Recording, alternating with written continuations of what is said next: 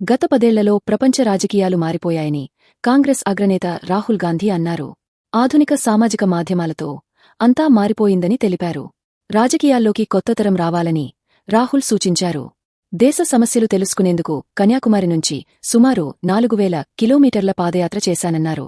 పాదయాత్ర మొదలుపెట్టకముందు ఆలోచించాను. మొదలుపెట్టాక వెనకడుగు వేయలేదని రాహుల్ వివరించారు. హైదరాబాద్లో జరుగుతున్న భారత్ సమ్మిట్ కార్యక్రమంలో రాహుల్ గాంధీ ముఖ్య అతిథిగా పాల్గొన్నారు. ఈ నేపథ్యంలో కాంగ్రెస్ అగ్రనేత రాహుల్ గాంధీ పలు కీలక వ్యాఖ్యలు చేశారు. తాను రాజకీయాల్లోకి వచ్చినప్పటినుంచి ఇప్పటివరకు ప్రజల మాటలు వినడం కంటే మాట్లాడటానికే ప్రాధాన్యత ఇచ్చానని, కాని యాత్ర సమయంలో అసలైన వినడం అంటే ఏమిటో నేర్చుకున్నానని కాంగ్రెస్ నేత రాహుల్ గాంధీ చెప్పుకొచ్చారు. యాత్రలో ప్రజలతో మమేకమైనప్పుడు వారి సమస్యలను, భావాలను లోతుగా అర్థం చేసుకునే ప్రయత్నం చేశానని తెలిపారు. ఇటీవల తాను చేపట్టిన సుదీర్ఘ పాదయాత్ర ద్వారా నేర్చుకున్న కీలక పాఠాలను రాహుల్ గాంధీ పంచుకున్నారు.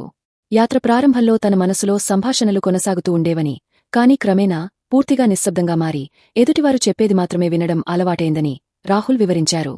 ఈ క్రమంలో ఒక మహిళ తనను కలిసి తన భర్త తనను కొడుతున్నాడని, ఆ విషయం తాను తెలుసుకోవాలన్నదే ఆమె ఉద్దేశమని చెప్పిన సంఘటనను గుర్తు చేసుకున్నారు. ఆమె బాధను విన్న తర్వాత ఆమెలో భయం పోయి ప్రశాంతత కనిపించిందని, కేవలం వినడం ద్వారానే ఎంతో మార్పు తీసుకురావచ్చని గ్రహించానని అన్నారు.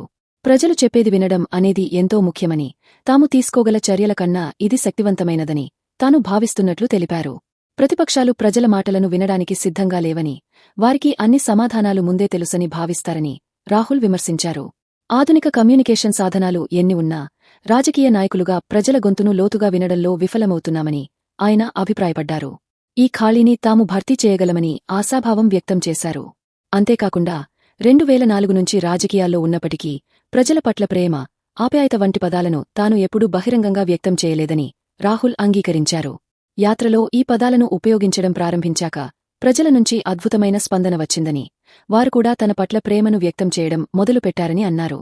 విధానాలు, భవిష్యత్తు ప్రణాళికల ద్వారా కాకుండా ప్రేమ, ఆప్యాయతల ద్వారా ప్రజలతో నేరుగా తక్షణమే కనెక్ట్ అవ్వడం సాధ్యమని తాను నమ్ముతున్నట్లు తెలిపారు.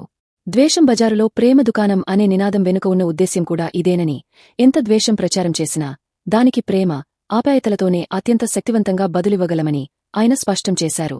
ఈ మార్పు తన రాజకీయాలను, ప్రజలతో తన సంబంధాన్ని సులభతరం చేసిందని రాహుల్ గాంధీ పేర్కొన్నారు. తాజా సమాచారం కోసం లైక్ చేయండి. ఛానల్ను సబ్స్క్రైబ్ చేయండి.